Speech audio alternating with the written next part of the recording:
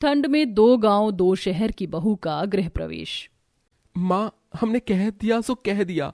अगर हम दोनों शादी करेंगे तो एकता और प्रेरणा से ही करेंगे, वरना नहीं करेंगे। आयुष, माधव बेटा, तुम दोनों समझने की कोशिश करो। वो दोनों ठहरी गांव की गवार, उन्हें हम अपने घर की बहू कैसे बना सकते हैं? उन्हें तो यहाँ के तौर तरीकों के बारे में भी नहीं पता होगा। और जरा सोच, मोहल्ले वाले क्या बोलेंगे कि कोकिला की 2 बहू तो मॉडर्न पढ़ी लिखी शहरी है और 2 गांव की गवार। माँ, मोहल्ले वाले क्या कहते हैं इससे हमें कोई फर्क नहीं पड़ता। हमें अपनी पत्नियों के साथ जिंदगी जीनी है, ना कि मोहल्ले वालों के साथ, समझिए आप। आयुष और माधव को गांव की रहने वाली प्रेरणा और एकता से प्यार हो गया था, लेकिन एकता और प्रेरणा के गांव के होने की वजह से कोकिला उन्हें बिल्कुल भी पसंद नहीं करती थी। मगर अपने दोनों बड़े बेटों की जिद के आगे कोकिला हार जाती है। लेकिन वहीं कोकिला अपने दोनों छोटे बेटे विवेक और आनंद की शादी शहरी लड़की टीना और रूही से तय कर देती है। दिन बीतते हैं और कोकिला के चारों बेटों की शादी हो जाती है, जिसके बाद चारों बहुएं विदा होकर अपने ससुराल पहुंचती हैं। हाय हाय हाय, मेरी शहरी बहुएं तो बिल्कुल चांद का टुकड़ा है। तुम दोनों तो इस शादी के जोड़े में काफी ज्यादा सुंदर लग रही हो, मानो स्वर्ग से कोई अप्सरा उतर आई हो। ये देखो मैं तुम दोनों के लिए क्या लेकर आई हूँ। ये शॉल मैंने खास तौर पर शिमला से मंगवाई है। इसने तुम दोनों को बिल्कुल ठंड नहीं लगेगी और ये शॉल काफी ज्यादा गर्म है। माँ जी, आज के जमाने में शॉल कौन ओढ़ता है? हम तो सिर्फ स्टाइलिश जैकेट पहनते हैं। माँ जी, आपको तो फैशन सेंस के बारे में बिल्कुल भी नॉलेज नहीं है। ठीक है बहू, मैं तुम दोनों के लिए तुम्हारी मनपसंद जैकेट ही मंगवा दूंगी। कि तभी आचू, आचू, कर दिया आप शगुन। अभी तो तुम दोनों ने इस घर में कदम भी नहीं रखा और पहले ही छींक दिया। इसमें अपशकुन वाली कौन सी बात है?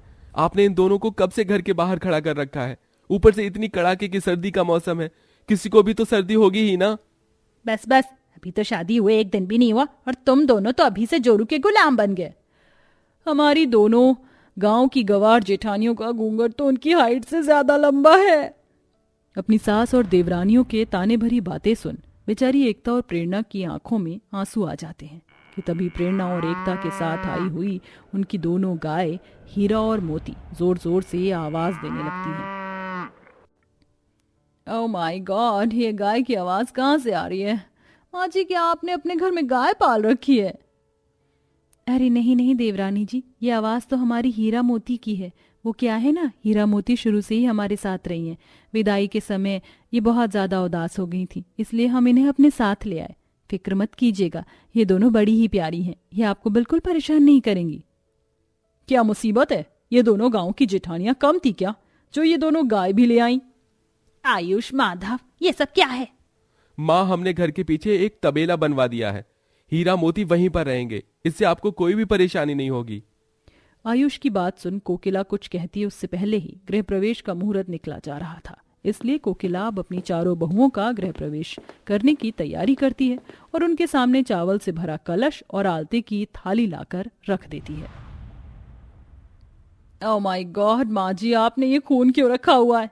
अरे टीना बहू, शुभ शुभ बोल, ये खून नहीं, इसे आलता कहते हैं। तुम दोनों इस चावल से भरे कलश को गिराकर इस आलते में अपने पैर रखो और अपने पैरों की छाप छोड़ते हुए घर के अंदर प्रवेश करो। शादी के बाद हर एक लड़की का गृह प्रवेश किया जाता है। गृह प्रवेश क्या है? हमें तो इसके बारे में बिल्कुल भी नहीं पता।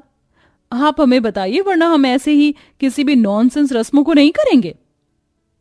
ऐसे किसी भी रस्म का मजाक नहीं उड़ाते। हमारे समाज में बहुओं को लक्ष्मी का रूप माना जाता है, इसलिए जब वह शादी के बाद पहली बार अपने ससुराल आती हैं तो उसका इसी तरह से गृह प्रवेश किया जाता है। माँ जी कलश और आलते की थाली को ऐसे नहीं रखते हैं, बल्कि इसके नीचे तो गोबर का लेप लगा कर रखा जाता है। प्रेरणा और एकता बाहर जाती है और अपनी गाय के किए गोबर को उठाकर लाकर जमीन पर लेप देती हैं। उसके बाद वह उन पर कलश और आरती की थाली रख देती हैं। ची ची ची, तुम कितनी गंदी हो। हमने तो सोचा था कि तुम दोनों थोड़ी बहुत गवार हो, लेकिन तुम दोनों तो पूरी की पूरी गवार निकली। तुम उस गाय के गोबर को छू कैसे सकती हो? इतना गंदा है ये सब। टीना की बात सुन प्रेरणा और एकता को काफी बुरा लगता है, जिसके बाद कोकिला अपनी दोनों शहरी बहुओं का गृह प्रवेश करती है और उन्हें घर के अंदर ले जाती है। वहीं बेचारी एकता और प्रेरणा दरवाजे पर खड़ी रह जाती हैं और अपने पतियों के साथ ही गृह प्रवेश करती हैं। टीना और रूही के कमरों में बड़े बड़े हीटर और कंबल का इंतजाम किया गया था। वहीं गांव की बहू के लिए ऐसा कुछ भी नहीं था। आज तुम चारों की पहली रसोई की रस्म है। तुम चारों को अपनी पहली रसोई में गाजर का हलवा बनाना है। तुम चारों को गाजर का हलवा बनाना तो आता है ना? जी माँ जी, गांव में तो हम हर हफ्ते गाजर का हलवा बनाते थे। ऐसे ठंड के मौसम में गाजर का हलवा खाने का अलग ही मजा है। ठीक है, अब तुम चारों गाजर का हलवा बनाने की तैयारी करो। थोड़ी देर में सारे मेहमान भी आ जाएंगे। अपनी सास के जाते ही एकता और प्रेरणा तो गाजर का हलवा बनाने की तैयारी में लग जाती है, लेकिन वहीं दोनों शहरी बहू टीना और रूही ऑनलाइन देखकर गाजर का हलवा बनाती हैं। लेकिन इसके बावजूद भी वह दोनों सारा का सारा गाजर का हलवा जलाकर रख देती हैं। छी छी छी, कितनी ज्यादा गंदी बदबू आ रही है। तुम दोनों ने तो सारा का सारा गाजर का हलवा जला दिया। अब मेहमानों को क्या खिलाऊंगी? कोई बात नहीं माँ जी, जब हम कोई चीज पहली बार बनाते हैं तो हमसे कोई ना कोई गलती तो हो ही जाती है। एक काम करिए, आप हमारा बनाया हुआ गाजर का हलवा ले जाइए, ये बिल्कुल ठीक बना है। कोकिला अपनी दोनों गांव की बहू का बनाया हुआ गाजर का हलवा ले जाती है और सभी मेहमानों को हलवा खिलाती है। कोकिला, ये गाजर का हलवा तो बड़ा ही स्वादिष्ट बना है। आज से पहले मैंने इतना अच्छा गाजर का हलवा कभी नहीं खाया। वो तो होगा ही, मेरी शहरी बहुओं ने जो बनाया है। कोकिला की सारी बातें प्रेरणा और एकता सुन लेती हैं, लेकिन वह कुछ भी नहीं कहती। ऐसे ही दिन से शाम आती है और मुंह दिखाई की रस्म का समय हो जाता है, जहां गांव की दोनों बहुएं आराम से घूंघट ओढ़े रस्म के लिए बैठ जाती हैं। वहीं दोनों शहरी बहुओं को घूंघट में काफी ज्यादा परेशानी होती है। अरे यार, ये क्या मुसीबत है। एक तो हमें ये साड़ी पहना दी, ऊपर से ये 52 गज का घूंघट, मुझसे तो ठीक से चला भी नहीं जा रहा। रूही, मेरा भी ऐसा ही कुछ हाल है। ऊपर से ये मुंह दिखाई की रस्म में तो मेरा दिमाग ही खराब हो रहा है। दोनों शहरी बहुओं को घूंघट ओढ़ने की बिल्कुल भी आदत नहीं थी। वहीं मुंह दिखाई की रस्म ने भी दोनों शहरी बहुओं को परेशान करके रख दिया था। इसलिए अब वो दोनों घूंघट उठाते हुए सब पर चिल्लाकर बोलती हैं, बस हो गया, अब हमसे इस फालतू रस्म में और नहीं बैठा जाता। ऊपर से इस घूंघट ने भी हमें बहुत परेशान करके रख दिया है।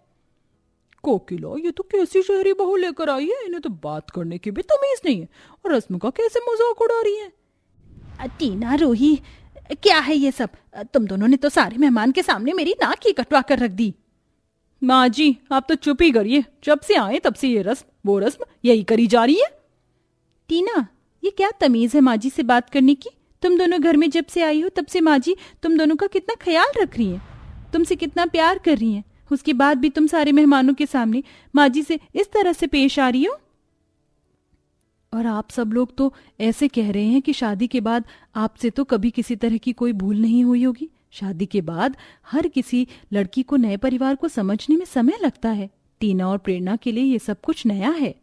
गांव की बहू को अपने मेहमानों के सामने अपनी इज्जत रखता देख कोकिला को अपने किए पर पछतावा होता है। प्रेरणा, एकता बहू, मुझे माफ कर देना। तुम्हारे गांव के होने की वजह से मैंने तुम्हारे साथ इतना बुरा बर्ताव किया। अगर आज तुम दोनों ना होती तो मेहमानों के सामने मेरी नाक ही कट जाती। तुमने तो मेरी आज सबके सामने इज्जत रख ली। माँ जी, ऐसा मत कहिए। आप बस हमें अपनी बहू के रूप में स्वीकार कर लीजिए और हमसे किसी भी तरह का कोई बैर मत रखिए। हम आपकी बहुएं हैं, आपका ख्याल रखना हमारा धर्म है। कोकिला अपनी दोनों गांव की बहुओं को गले से लगा लेती है, जिसके बाद अब वह दोनों को बहुत प्यार करती है। वहीं दोनों शहरी बहुएं भी समय बीतने के साथ साथ अपनी आदतों को सुधारती हैं, जिससे अब दोनों शहरी और दोनों गांव की बहुओं के बीच की दूरी धीरे धीरे कम होती है।